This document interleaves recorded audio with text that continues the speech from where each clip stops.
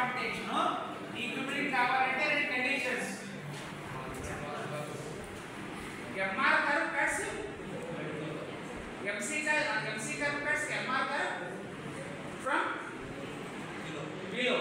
First MC curve cuts MR curve, that is one condition. Second condition, MC curve cuts MR curve from below.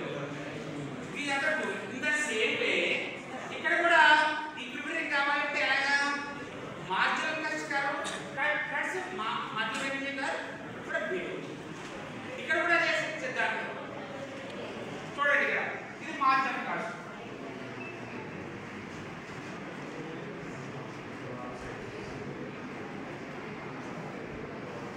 ఇది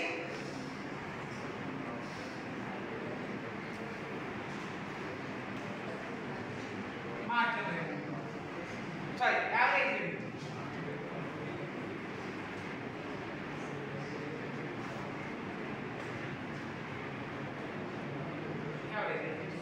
ఇది marginal revenue curve, ఇది marginal cost.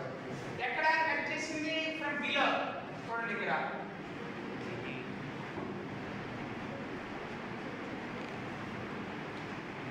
ఇక్కడ సంస్థ equilibrium position వస్తుంది. Equilibrium position అంటే ఏంటి? Break even. Equilibrium position అంటే ఏంటి? Marginal cost total marginal revenue తర్వాత కనిపించింది. మనకు కూడా చెప్పారు మీకు పర్ఫెక్ట్ కాంపిటీషన్ ఈక్విలిబ్రియం చెప్పారు. ఈక్విలిబ్రియం అంటే ఏంటి? అంతవరకు సంస్థ ఉత్పత్తి చేస్తుంది, తర్వాత చేయదు. చేసిందంటే ఏమవుతుంది? వాళ్ళకి లాసెస్ వస్తాయి. అప్పుడు ఏమవుతుంది? ఇంకా చేశారు మార్జినల్ కాస్ట్ పెరిగిపోతుంది. చూసారా ఇక్కడ వరకు మార్జినల్ రెవెన్యూ మార్జినల్ కాస్ట్ ఈక్వల్గా ఉన్నాయి. తర్వాత ఏమవుతుంది? మార్జినల్ కాస్ట్ పెరుగుతుంది. చూసారా ఇక్కడ వరకే రెండు ఈక్వల్ ఉన్న తర్వాత పెరుగుతుంది, లాసెస్ వస్తాయి. అందువల్ల ఏంటంటే ఈక్విలిబ్రియం పొజిషన్. లాభాలు ఎంత వస్తాయి చూడండి. యావరేజ్ కాస్ట్ యావరేజ్ రెవెన్యూ ఎక్కడ ఈక్వల్ అయ్యాయి? ఇది యావరేజ్ కాస్ట్, ఇది యావరేజ్ కాస్ట్, యావరేజ్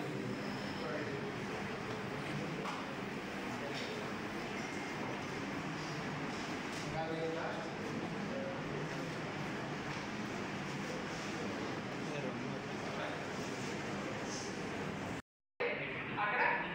లాభాలు.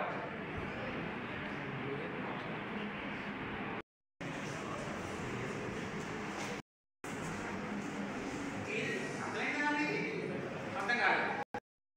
ఇది రెవెన్యూ, ఇది కాస్ట్ కదా చూడండి. ఇది కాస్ట్ కదా, ఇది రెవెన్యూ కదా.